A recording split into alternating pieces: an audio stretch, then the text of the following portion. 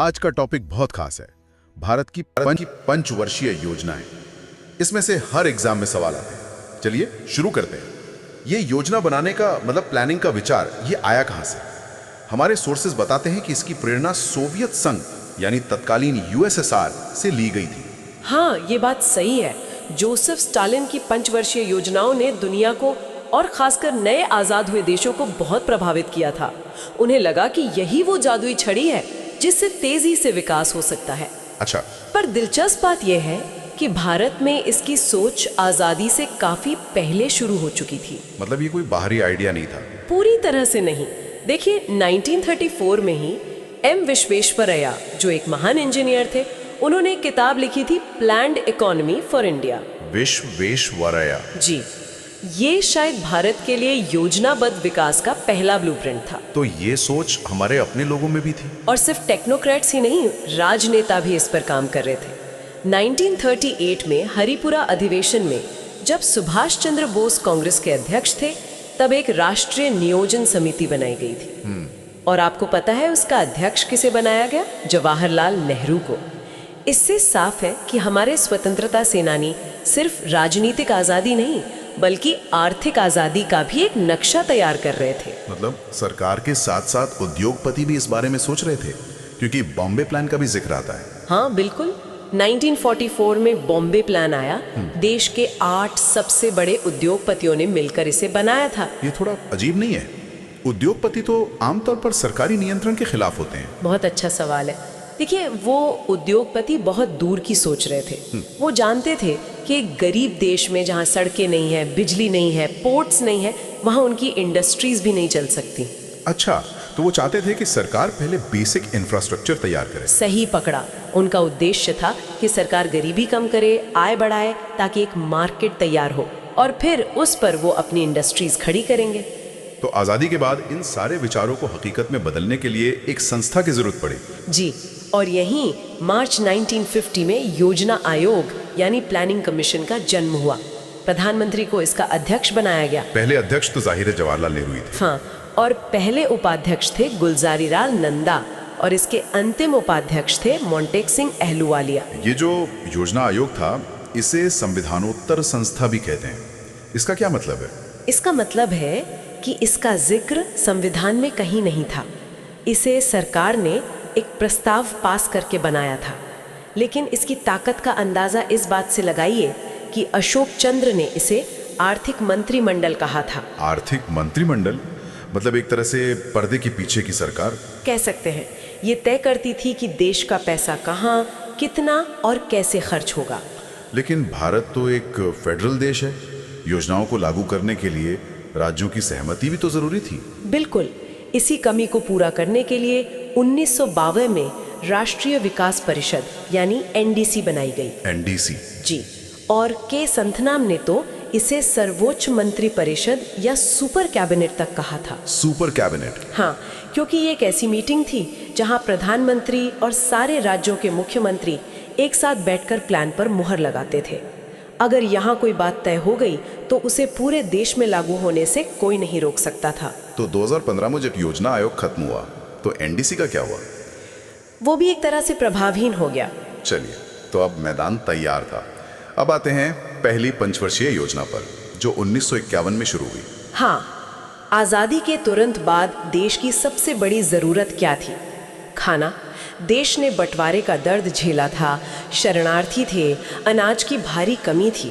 तो पहली प्राथमिकता लोगों का पेट भरना थी। जाहिर है, इसीलिए ये योजना हेराल्ड डॉमर मॉडल पर आधारित थी। Herald Domar model? ये क्या था? इसका सीधा सा मतलब था कि किसी देश का विकास इस बात पर निर्भर करता है कि वो अपनी कमाई का कितना हिस्सा बचाता है और उसे वापस इन्वेस्ट करता है।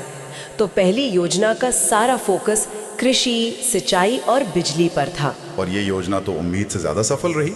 हाँ, लक्ष्य से अधिक प्राप्ति हुई, राष्ट्रीय आय बढ़ी और खाद्यान्न उत्पादन में भी काफी सुधार हुआ। और इसी योजना से कुछ बड़े नाम जुड़े हैं जो आज भी हम देखते हैं। बिल्कुल। भाखड़ा नांगल, दामोदर घाटी परियोजना, ये सब इसी दौरान शुरू हुई। साथ ही 2 अक्टूबर 1952 को सामुदायिक विकास कार्यक्रम शुरू हुआ। और यूजीसी की स्थापना वो भी 1953 में हुई और 1955 में इंपीरियल बैंक ऑफ इंडिया का नाम बदलकर स्टेट बैंक ऑफ इंडिया यानी एसबीआई कर दिया गया। तो पहली योजना ने कृषि की नींव मजबूत कर दी। अब बारी थी दूसरी छलांग की, दूसरी पंचवर्षीय योजना 1956 से 1961। हाँ, यहाँ से फोकस पूरी तरह बदल गया। अब कृषि से ध्यान हटाकर भारी उद्योगों पर लगाया गया। इसे भारत के औद्योगिकरण का ब्लूप्रिंट भी कहा जाता है। और इसके पीछे दिमाग था पीसी महालनोबिस का। जी, महालानोबिस। उनका मॉडल क्रांतिकारी था। उन्होंने कहा कि अगर भारत को सच में आत्मनिर्भर बनना है तो हमें ऐसी फैक्ट्रियां लगानी होंगी जो दूसरी फैक्ट्रियों को बनाने वाली मशीनें बना सके। मतलब उत्पादन के साधनों पर कंट्रोल, ये एक बहुत बड़ा दांव था। बहुत बड़ा। और इसी सोच के तहत भारत के औद्योगिक ढांचे की नींव रखी गई। 3 बड़े स्टील प्लांट लगाए गए। हाँ, ये परीक्षाओं में बहुत पूछा जाता है। पहला भिलाई, जो छत्तीसगढ़ में है, सोवियत संघ के सहयोग से बना। दूसरा दुर्गापुर, पश्चिम बंगाल में, वो ब्रिटेन के सहयोग से। और तीसरा राउरकेला, उड़ीसा में, पश्चिमी जर्मनी की मदद से। और भी कुछ महत्वपूर्ण संस्थाएं इसी दौरान बनी है ना? जी, 1 सितंबर 1956 को एलआईसी की स्थापना हुई। खादी विलेज इंडस्ट्रीज कमीशन यानी केवीआईसी भी 1956 में बना। और इसी योजना में भारत ने आधिकारिक तौर पर मिश्रित अर्थव्यवस्था को अपनाया। तो 2 सफल योजनाओं के बाद अब आती है तीसरी पंचवर्षीय योजना 1961 से 1966 तक। क्या ये भी उतनी सफल रही? ये एक बड़ा सवाल है। इस योजना का उद्देश्य बहुत बड़ा था, अर्थव्यवस्था को आत्मनिर्भर बनाना। कृषि और उद्योग दोनों को प्राथमिकता दी गई। इसे गाडगिल योजना भी कहते हैं ना? हाँ, क्योंकि ये जॉन सैंडी और सुखमय चक्रवर्ती के मॉडल पर आधारित थी। लेकिन यह योजना भारत की सबसे विफल योजनाओं में से एक मानी जाती है। सबसे विफल? ऐसा क्या हुआ? एक नहीं बल्कि तीन आपदाएं एक साथ आ गईं। पहला 1962 का भारत चीन युद्ध, दूसरा 1965 का भारत पाकिस्तान युद्ध और तीसरा 1965-66 का गंभीर सूखा और कृषि संकट। मतलब एक के बाद एक झटके लगते रहे। बिल्कुल। इन कारणों से योजना की प्राथमिकता को विकास से बदलकर प्रतिरक्षा यानी डिफेंस पर केंद्रित करना पड़ा। पूरी योजना पटरी से उतर गई। लेकिन इस मुश्किल दौर में भी भविष्य के लिए कुछ नींव रखी गई। हाँ, इनकम टैक्स एक्ट 1961 लागू हुआ और 1 जुलाई 1964 को आईडीबीआई बैंक की स्थापना हुई। और सबसे महत्वपूर्ण हरित क्रांति की नींव भी इसी संकट के समय पड़ी। इस विफलता का सीधा परिणाम था योजना अवकाश। जी, प्लान हॉलिडे 1966 से 1969 तक सरकार ने पंचवर्षीय योजनाओं को रोककर 3 साल तक वार्षिक योजनाएं चलाई। और फोकस क्या था इन वार्षिक योजनाओं का? बस किसी तरह अर्थव्यवस्था को स्थिर करना और कृषि में सुधार लाना। और इसी योजना अवकाश के दौरान भारत के कृषि क्षेत्र में एक क्रांति आई। बिल्कुल, हरित क्रांति यानी ग्रीन रेवोल्यूशन की शुरुआत हुई।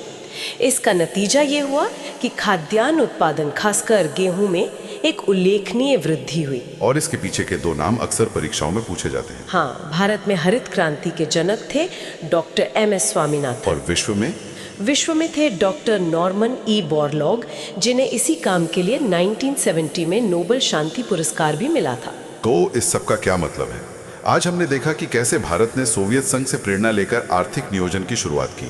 पहली योजना ने कृषि पर ध्यान केंद्रित किया तो दूसरी ने भारी उद्योगों की नींव रखी। लेकिन तीसरी योजना ने हमें सिखाया कि बाहरी संकट और प्राकृतिक आपदाएं सबसे अच्छी योजनाओं को भी पटरी से उतार सकती हैं। पर उसी संकट से हरित क्रांति जैसी एक नई दिशा का जन्म हुआ। चौथी पंचवर्षीय योजना से, जो 1969 से 74 तक चली। कहा जाता है कि इसका मॉडल अशोक रुद्र और L.A. माने की समिति पर आधारित था और इसका लक्ष्य था स्थिरता के साथ विकास और आत्मनिर्भरता। सुनने में तो ये पिछले प्लान्स जैसा ही लगता है, तो इसमें नया क्या था? सतह पे वैसा ही लगता है, लेकिन इसके अंदर बहुत कुछ नया हो रहा था।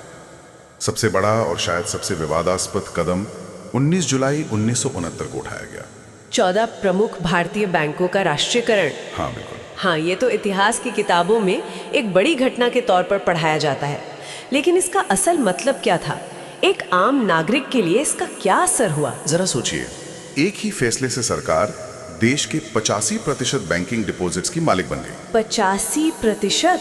हाँ, इसका मतलब था कि अब सरकार तय कर सकती थी कि लोन किसे मिलेगा, क्या वो किसानों को जाएगा, छोटे उद्योगों को, या फिर बड़े कॉरपोरेट्स को। यह एक झटके में पूरी अर्थव्यवस्था का कंट्रोल सरकार के हाथों में देने जैसा था। और इसका मकसद क्या था? मकसद था बैंकिंग को अमीरों के शहरों से निकालकर गांव के गरीबों तक पहुंचाना। और इसी दौरान इंदिरा गांधी का मशहूर नारा गरीबी हटाओ भी आया था, है ना? हाँ, क्या इसका बैंकों के राष्ट्रीयकरण से कोई संबंध था? बिल्कुल सीधा संबंध था। गरीबी हटाओ एक शक्तिशाली राजनीतिक नारा था और बैंकों का राष्ट्रीयकरण उस नारे को जमीनी हकीकत में बदलने का एक टूल था। हालांकि नारा इस चौथी योजना में दिया गया, लेकिन इसका असली फोकस हमें 5वीं योजना में देखने को मिलता है। अच्छा। इस योजना में न्याय के साथ विकास यानी ग्रोथ विद जस्टिस की सोच पर भी बहुत जोर था। मतलब विकास ऐसा हो जिसका फायदा समाज के आखिरी आदमी तक पहुंचे। लेकिन ये दौर भारत के लिए आसान नहीं था। 1971 में बांग्लादेश का संकट और पाकिस्तान के साथ युद्ध भी तो हुआ था। हाँ, वो भी था। इसका योजनाओं पर क्या असर पड़ा? बहुत गहरा असर पड़ा। अचानक देश का सारा ध्यान और संसाधन सुरक्षा और रक्षा पर चला गया। विकास के लिए रखा गया पैसा युद्ध में लगाना पड़ा। इसी वजह से चौथी योजना अपने विकास दर के लक्ष्य को हासिल नहीं कर पाई। समझ गई। तो इसके बाद आई 5वीं पंचवर्षीय योजना जो 1974 से 79 के लिए थी। यहाँ गरीबी हटाओ सिर्फ नारा नहीं बल्कि योजना का मुख्य लक्ष्य बन गया। हाँ, डीपी धर मॉडल पर आधारित इस योजना का पूरा केंद्र बिंदु ही गरीबी उन्मूलन और आत्मनिर्भरता था। इसी दौरान 1975 में 20 सूत्री कार्यक्रम शुरू किया गया जो सीधे गरीबी से जुड़ी समस्याओं को हल करने के लिए था। और एक और बड़ा काम हुआ था शायद। हाँ, एक और बहुत बड़ा काम हुआ। 1975 में क्षेत्रीय ग्रामीण बैंकों यानी रीजनल रूरल बैंक्स की स्थापना। उत्तर प्रदेश का प्रथमा बैंक देश का पहला ऐसा बैंक था। लेकिन इस योजना के साथ एक राजनीतिक मोड़ भी जुड़ा है। इसे अपने समय से पहले ही खत्म कर दिया गया था। क्यों? सही कहा। देश में इमरजेंसी लगी और उसके बाद 1977 में सत्ता बदल गई। जनता पार्टी की सरकार आई और उन्होंने इस योजना को 1978 में यानी 1 साल पहले ही खत्म कर दिया। ओह। और यहीं से भारतीय योजना के इतिहास में एक नया प्रयोग शुरू हुआ। तो यहाँ एक दिलचस्प मोड़ आता है। सरकार बदलती है और उसके साथ ही देश की आर्थिक योजना का पूरा ढांचा बदल दिया जाता है। पंचवर्षीय योजनाओं की परंपरा को तोड़कर एक नया प्रयोग किया गया जिसे हम रोलिंग प्लान कहते हैं। बिल्कुल। जनता पार्टी सरकार ने 1978 में अनवरत योजना या रोलिंग प्लान शुरू किया। इसकी सोच गुलनार गोडल की किताब एशियन ड्रामा से ली गई थी। Asian drama, okay. हाँ, ये एक बहुत ही अलग दृष्टिकोण था और इस रोलिंग प्लान के कॉन्सेप्ट को भारत में लाने का जिम्मा एक जाने माने अर्थशास्त्री डीटी लकड़वाला पर था। अच्छा, डीटी लकड़वाला, ये नाम याद रखने वाला है। हाँ बिल्कुल। उनका काम था इस विदेशी आइडिया को भारत की जमीनी हकीकत के हिसाब से ढालना। तो ये रोलिंग प्लान आखिर था क्या? पंचवर्षीय योजना से ये कितना अलग था? इसे ऐसे समझिए कि पंचवर्षीय योजना एक तरह से 5 साल का फिक्स्ड मेन्यू है। आपने एक बार तय कर लिया तो वही चलेगा।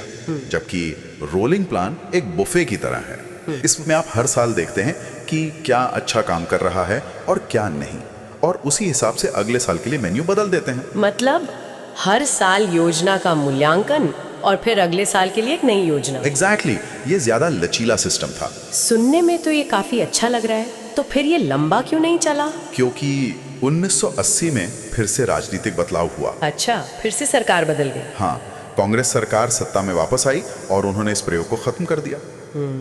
यह सिर्फ 2 साल 1978 से 80 तक ही चला। इसके बाद भारत वापस अपने पारंपरिक पंचवर्षीय योजना के मॉडल पर लौटा है। और वापसी हुई छठी पंचवर्षीय योजना के साथ 1980 से 85 तक। क्या यहाँ पर चीजें वापस पुरानी पटरी पर आ गईं? हाँ भी और नहीं भी। मतलब गरीबी हटाओ का नारा और गरीबी उन्मूलन का लक्ष्य तो वापस आ गया, लेकिन इस योजना में एक नया और बहुत महत्वपूर्ण शब्द पहली बार इस्तेमाल हुआ, औद्योगिक आधार का आधुनिकीकरण। औद्योगिक आधार का आधुनिकीकरण? जी। इसका क्या मतलब था?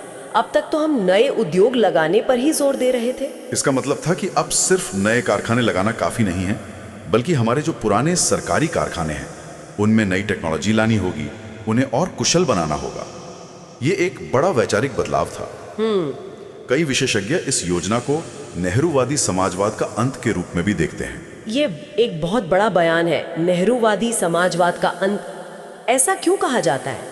क्योंकि नेहरू के मॉडल में अर्थव्यवस्था का इंजन सार्वजनिक क्षेत्र यानी सरकारी कंपनियां थी। राइट। यहां से धीरे धीरे ये सोच बदलने लगी कि शायद निजी क्षेत्र की भी अर्थव्यवस्था में एक बड़ी भूमिका हो सकती है। इसी योजना के दौरान कई महत्वपूर्ण संस्थाओं की नींव भी रखी गई, जैसे 12 जुलाई 1982 को शिवरामन समिति की सिफारिश पर नाबार्ड की स्थापना हुई। नाबार्ड, जो आज भी खेती और ग्रामीण विकास के लिए सबसे बड़ी संस्था है। हाँ, वही।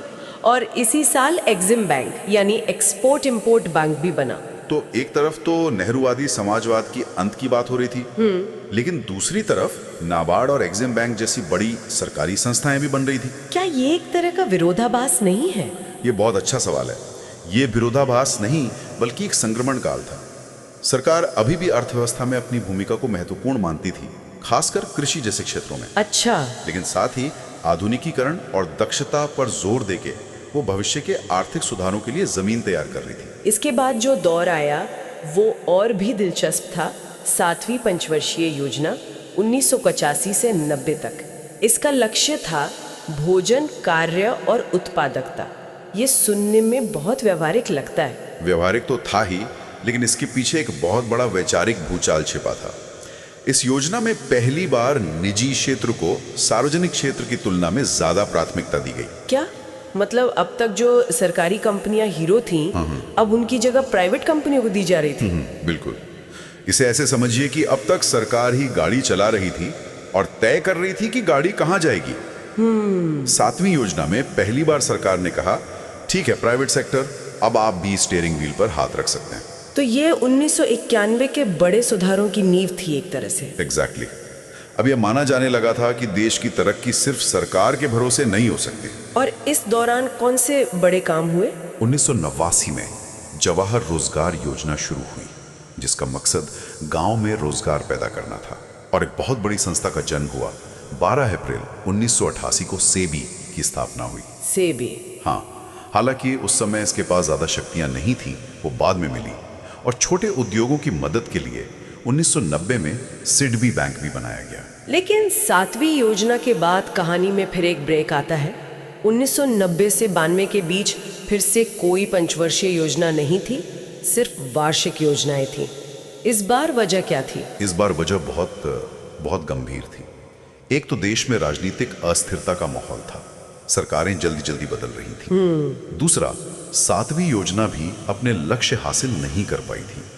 लेकिन सबसे बड़ी वजह थी भुगतान संतुलन का गंभीर संकट। भुगतान संतुलन का संकट, इसे आसान भाषा में समझाएंगे? आसान भाषा में इसका मतलब है कि भारत दिवालिया होने की कगार पर था।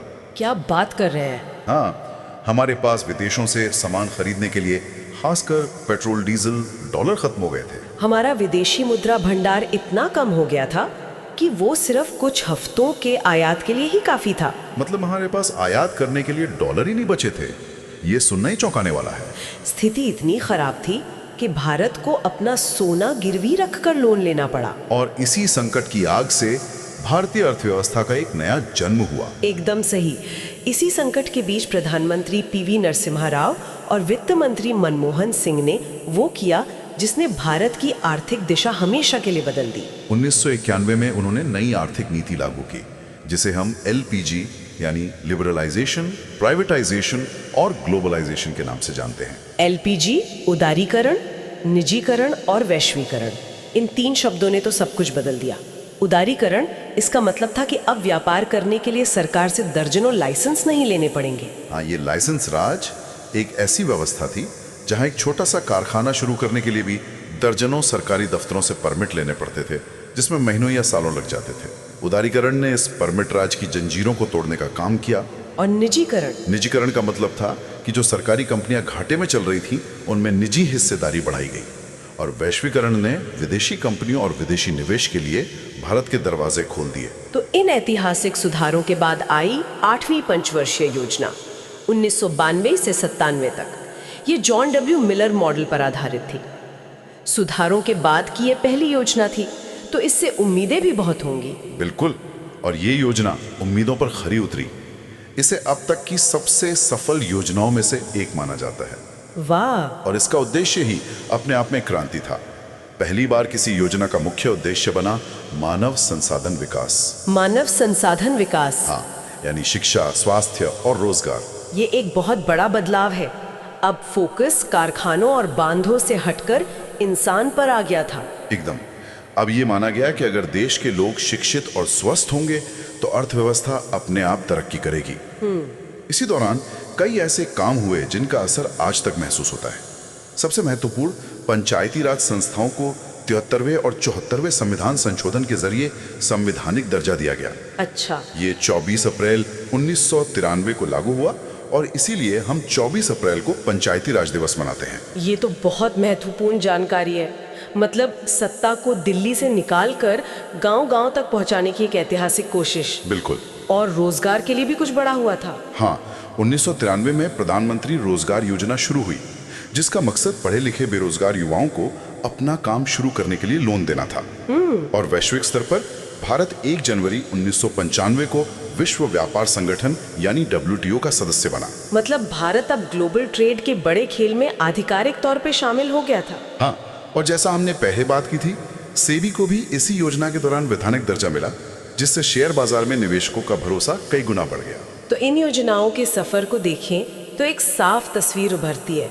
एक नियंत्रित अर्थव्यवस्था से शुरू होकर गरीबी से लड़ते हुए, राजनीतिक अस्थिरता से गुजरते हुए और अंत में एक बड़े संकट के बाद दुनिया के लिए अपने दरवाजे खोलने तक का सफर। चलिए सीधे 9वीं पंचवर्षीय योजना से शुरू करते हैं। ये 1997 में शुरू हुई और इसका मुख्य उद्देश्य था सामाजिक न्याय और समानता के साथ विकास। ये सुनने में बहुत आदर्शवादी लगता है, खासकर उदारीकरण के उस दौर में। आदर्शवादी था और इसे हकीकत में बदलना कह सकते हैं बहुत ही चुनौतीपूर्ण भी था। अच्छा। सोचिए, योजना शुरू होते ही 1997 में एशियाई वित्तीय संकट आ गया। ओह हाँ। भले ही भारत की अर्थव्यवस्था उस समय उतनी खुली नहीं थी, लेकिन इस संकट से विदेशी निवेश में कमी आई और हमारे निर्यात पर भी असर पड़ा। तो इसका मतलब था कि योजना के लिए जो संसाधन जुटाने का अनुमान था वो पूरा नहीं हो सका। ये एक बहुत बड़ा झटका था, बिल्कुल शुरुआत में ही। और मुसीबतें यहीं खत्म नहीं हुई। 1998 में पोखरण 2 परमाणु परीक्षण हुए। जी, जिसके बाद भारत पर कई तरह के आर्थिक प्रतिबंध लगे। और फिर 1999 में कारगिल युद्ध। मतलब एक के बाद एक 3 बड़े संकट। बिल्कुल। इन सब के बीच विकास की गति बनाए रखना तो लगभग नामुमकिन सा लगता है। इसीलिए 9वीं योजना को अक्सर ट्रायल बाय फायर कहा जाता है। ये योजना भारत की आज़ादी के 50 साल पूरे होने पर शुरू हुई थी। और उस समय प्रधानमंत्री अटल बिहारी वाजपेयी थे। जी, इन सभी भारी और भीतरी दबावों के बीच इस योजना का फोकस बड़े बड़े लक्ष्यों से ज्यादा, मतलब जीवन की गुणवत्ता सुधारने, गरीबी कम करने और बुनियादी सेवाओं को मजबूत करने पर था। तो ये एक तरह से संकट के समय में जहाज को संभाले रखने जैसा था। हाँ, बिल्कुल सही कहा आपने। तो 9वीं योजना बाहरी संकटों से जूझते हुए निकली। क्या 10वीं योजना जो 2002 से 2007 तक चली, उसमें हालात कुछ सुधरे? क्या सरकार कुछ बड़े और महत्वाकांक्षी लक्ष्य रख सकी? हाँ, हालात सुधरे थे और आत्मविश्वास भी बढ़ा था। 10वीं योजना ने एक बहुत ही साहसिक लक्ष्य रखा। क्या था वो? अगले 10 सालों में भारत की प्रति व्यक्ति आय को दुगना करना। दुगना करना, ये तो बहुत बड़ा लक्ष्य है। ये सिर्फ एक नारा नहीं था। इसकी सबसे खास बात ये थी कि पहली बार विकास को नापने के लिए कुछ ठोस, मतलब मात्रात्मक लक्ष्य तय किए गए। मात्रात्मक लक्ष्य मतलब सिर्फ ये नहीं कहा कि गरीबी कम करेंगे, बल्कि ये बताया कि कितनी कम करेंगे। एग्जैक्टली। जैसे गरीबी अनुपात को 5% तक कम करना, साक्षरता दर को 75% तक पहुंचाना और ये सुनिश्चित करना कि 2007 तक सभी बच्चे अपनी 5 साल की स्कूली शिक्षा पूरी कर लें। अच्छा, तो इससे योजनाओं की सफलता और असफलता को आंकना आसान हो गया। बिल्कुल, अब सरकार की जवाबदेही बढ़ गई थी। और इसी दौर में एक बहुत बड़ी स्वास्थ्य योजना भी शुरू हुई थी, राष्ट्रीय ग्रामीण स्वास्थ्य मिशन 2005 में। जी, ये आज भी ग्रामीण स्वास्थ्य की रीढ़ मानी जाती है। सही पकड़ा आपने। ये इस बात का सबूत था कि विकास का मतलब सिर्फ आर्थिक आंकड़े नहीं है। अगर लोग स्वस्थ नहीं हैं तो विकास अधूरा है। सही बात है। 10वीं योजना ने सोच को मजबूती दी और इसी सोच को 11वीं योजना में एक नया नाम और एक नई ऊर्जा मिली। 11वीं योजना 2007 से 2012, इसकी रूपरेखा श्री रंगराजन ने तैयार की थी और इसका नारा था तेज और अधिक समावेशी विकास। समावेशी। यह समावेशी शब्द सुनने में तो बहुत अच्छा लगता है, लेकिन क्या जमीन पर इसका कोई ठोस मतलब था? किन योजनाओं के जरिए इस समावेशी विकास को हासिल करने की कोशिश की गई? ये बहुत अच्छा सवाल है। समावेशी विकास यानी इंक्लूसिव ग्रोथ, ये 90s के दशक के अंत तक की सबसे बड़ी सीख थी। कैसे? ये साफ हो गया था कि सिर्फ जीडीपी ग्रोथ के आंकड़े काफी नहीं है, विकास का फायदा कुछ हिस्सों तक ही सिमट रहा था। समावेशी शब्द इसी चिंता से निकला कि विकास की प्रक्रिया और उसके फायदों में समाज के आखिरी व्यक्ति को भी शामिल किया जाए। और इसे करने के लिए क्या बड़े कदम उठाए गए? 2 सबसे बड़े गेम चेंजर इसी योजना के दौरान मजबूत हुए। अच्छा। पहला था शिक्षा के क्षेत्र में सर्व शिक्षा अभियान। इसी के तहत 2009 में शिक्षा का अधिकार अधिनियम आया, जो 2010 में लागू हुआ। जी। इसने 6 से 14 साल के बच्चों के लिए शिक्षा को एक बुनियादी जरूरत से उठाकर एक कानूनी अधिकार बना दिया। मतलब सरकार की जिम्मेदारी तय हो गई। बिल्कुल। और दूसरा गेम चेंजर क्या था? दूसरा था रोजगार के क्षेत्र में राष्ट्रीय ग्रामीण रोजगार गारंटी योजना यानी नरेगा, जो बाद में मनरेगा बनी। हाँ, मनरेगा। ये सिर्फ एक रोजगार योजना नहीं थी, ये ग्रामीण भारत में एक सामाजिक सुरक्षा कवच थी। मतलब? पहली बार गांव के मजदूर को काम मांगने का कानूनी हक मिला। अगर सरकार 15 दिन में काम नहीं दे पाती तो उसे बेरोजगारी भत्ता देना पड़ता। इसका असर क्या हुआ होगा? इसने तो ग्रामीण अर्थव्यवस्था की पूरी तस्वीर ही बदल दी होगी। बिल्कुल। इसने गांवों से शहरों की ओर होने वाले मजबूरी के पलायन पर कुछ हद तक रोक लगाई, ग्रामीण इलाकों में लोगों की खरीदने की शक्ति बढ़ाई और खासकर महिलाओं को आर्थिक रूप से सशक्त किया, क्योंकि इसमें 1/3 रोजगार महिलाओं के लिए आरक्षित था। और बुनियादी ढांचे पर भी काम हुआ। हाँ, बुनियादी ढांचे जैसे सड़कें, तालाब, बिजली, इन सब पर भी भारी निवेश किया गया। तो 11वीं योजना असल में विकास को आम आदमी के दरवाजे तक ले जाने की एक बहुत बड़ी और गंभीर कोशिश थी। तो हमने सामाजिक न्याय से शुरुआत की, फिर समावेशी विकास तक पहुंचे। इसके बाद आती है 12वीं पंचवर्षीय योजना 2012 से 2017 तक, जो इस सफर की आखिरी कड़ी थी। जी, अंतिम योजना। क्या यहाँ भी विकास की परिभाषा में कोई नया मोड़ आया? हाँ, एक बहुत महत्वपूर्ण मोड़ आया। 12वीं योजना के उद्देश्य में एक नया शब्द जुड़ा, सतत विकास, सस्टेनेबल डेवलपमेंट। अच्छा। इसका पूरा नारा था तेज, अधिक समावेशी और सतत विकास। ये पहली बार था जब पर्यावरण और स्थिरता को विकास के केंद्र में रखा गया। तो ये सिर्फ आर्थिक और सामाजिक विकास की बात नहीं थी, बल्कि ये भी था कि हम ये विकास किस कीमत पर कर रहे हैं। एकदम सही। 2010 के दशक तक ये दुनिया भर में और भारत में भी साफ हो गया था कि हम पर्यावरण को और नजरअंदाज नहीं कर सकते। जलवायु परिवर्तन, घटते प्राकृतिक संसाधन, ये सब अब सिर्फ किताबों की बातें नहीं रह गई थी, बल्कि हकीकत बन चुकी थी। सही बात है। तो 12वीं योजना ने इस चुनौती को स्वीकार किया। इसके लक्ष्यों में 2017 तक गरीबों की संख्या 10% तक कम करना, सभी गांवों को बिजली पहुंचाना तो था ही, साथ ही पर्यावरण से जुड़े लक्ष्य भी थे। जी, साथ ही देश के हरित क्षेत्र को बढ़ाने जैसे लक्ष्य भी शामिल किए गए। तो ये एक तरह से विकास की सोच का पूरा सफर दिखाता है। पहले सिर्फ आर्थिक ग्रोथ, फिर सामाजिक न्याय, फिर समावेशी विकास और अंत में सतत विकास। बिल्कुल। लेकिन 2017 में 12वीं योजना खत्म होने के साथ ही ये पूरा सिलसिला ही खत्म हो गया। 65 साल पुरानी संस्था योजना आयोग को खत्म करने का फैसला एक बहुत बड़ा कदम था। जी, बहुत बड़ा। इसे सुधारने की बजाय पूरी तरह खत्म करना क्यों जरूरी समझा गया? ये उस समय का सबसे बड़ा नीतिगत सवाल था। इसकी घोषणा प्रधानमंत्री नरेंद्र मोदी ने 15 अगस्त 2014 को लाल किले से की थी। योजना आयोग को लेकर कई सालों से आलोचनाएं हो रही थी। सबसे बड़ी आलोचना ये थी कि ये एक टॉप डाउन मॉडल पे काम करता था। टॉप डाउन मतलब दिल्ली से योजना बनती थी? हाँ, दिल्ली में बैठे कुछ लोग पूरे देश के लिए, हर राज्य के लिए एक ही जैसी योजना बना देते थे, जो जमीनी हकीकत से कई बार बहुत दूर होती थी। इसे ऐसे समझ सकते हैं कि योजना आयोग एक हेडमास्टर की तरह था, जो पूरे स्कूल के लिए एक ही टाइम टेबल बनाता था, चाहे कोई पहली क्लास का बच्चा हो या 10वीं का। हाँ, ये एक बहुत अच्छा उदाहरण है। और क्या आलोचनाएं थी? दूसरी बड़ी आलोचना ये थी कि राज्यों को अपने विकास के लिए फंड्स लेने के लिए योजना आयोग के सामने एक तरह से गिड़गिड़ाना पड़ता था। अच्छा। इससे केंद्र और राज्यों के बीच तनाव बढ़ता था। और तीसरी बात, 1991 के बाद जब अर्थव्यवस्था बाजार आधारित हो गई थी, तो केंद्रीकृत योजना की जरूरत ही कम हो गई थी। एग्जैक्टली। एक केंद्रीकृत योजना बनाने वाली संस्था की भूमिका वैसे भी कम हो गई थी। तो फिर इसकी जगह जो नीति आयोग आया, वो इस हेडमास्टर से कैसे अलग है? योजना आयोग के स्थान पर 1 जनवरी 2015 से नीति आयोग यानी नीति आयोग लागू हुआ। ये तारीख प्रतियोगी परीक्षाओं के लिए बहुत महत्वपूर्ण है। जी, 1 जनवरी 2015 और ये हेडमास्टर नहीं बल्कि एक ट्यूटर या सलाहकार की तरह है। अच्छा। इसका काम राज्यों के साथ मिलकर उनकी जरूरतों के हिसाब से नीतियां और लंबी अवधि की रणनीति बनाने में मदद करना है। ये राज्यों पर अपनी योजनाएं थोपता नहीं है बल्कि सहकारी संघवाद या कोऑपरेटिव फेडरलिज्म की भावना को बढ़ावा देता है। और फंड्स देने का काम वो कौन करता है? ये सबसे बड़ा बदलाव है। फंड देने का काम अब सीधे वित्त मंत्रालय करता है। तो नीति आयोग सिर्फ सलाह देता है? हाँ, नीति आयोग सिर्फ एक थिंक टैंक है, एक ज्ञान का केंद्र है जो सरकार को सलाह देता है। इसने योजना बनाने के एक आकार सब पर फिट वाले दृष्टिकोण को बदलकर एक ज्यादा लचीले और सहयोगी मॉडल को जन्म दिया है। तो टॉप डाउन से बॉटम अप की ओर एक बड़ा बदलाव।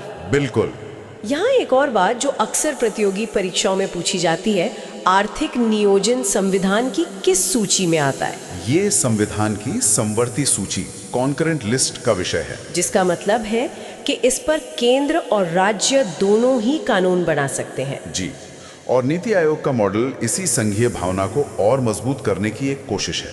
ये भी जानना दिलचस्प है कि पंचवर्षीय योजनाओं का ये जो विचार था वो भारत का अपना नहीं था, हमने ये कहीं और से अपनाया था। बिल्कुल। विश्व में पहली पंचवर्षीय योजना 1928 से 1932 तक सोवियत संघ में जोसेफ स्टालिन द्वारा लागू की गई थी। अच्छा, सोवियत संघ से? हाँ, उस दौर में जब दुनिया महामंदी से जूझ रही थी, ये क्रांतिकारी विचार था कि राज्य अर्थव्यवस्था की दिशा तय कर सकता है। आजादी के बाद भारत के सामने गरीबी और पिछड़ेपन की बड़ी चुनौती थी, तो नेहरू जी ने विकास के लिए इसी मॉडल से प्रेरणा ली। तो आज हमने पंचवर्षीय योजनाओं के अंतिम दौर को समझा। सामाजिक न्याय से शुरू हुआ सफर समावेशी विकास की गलियों से गुजरते हुए सतत विकास के पड़ाव तक पहुंचा। जी। और फिर हमने देखा कि कैसे समय के साथ पुरानी संस्थाएं अप्रासंगिक हो जाती हैं और उनकी जगह नई सोच और नई संस्थाएं लेती हैं, जैसे योजना आयोग की जगह नीति आयोग का आना। भारत के आर्थिक नियोजन का ये पूरा सफर एक केंद्रीकृत और नियंत्रित अर्थव्यवस्था से एक सलाहकार और बाजार उन्मुख व्यवस्था की ओर एक बड़े बदलाव की कहानी है। ये वाकई एक युग का अंत और दूसरे की शुरुआत थी। ये दिखाता है कि कैसे एक देश समय के साथ अपनी नीतियों को अपनी जरूरतों के हिसाब से बदलता है। यहाँ सोचने के लिए एक विचार ये है कि योजना बनाने की प्रक्रिया में इस संस्थानगत बदलाव का योजना आयोग से नीति आयोग तक का सफर भारत के वास्तविक विकास परिणामों पर क्या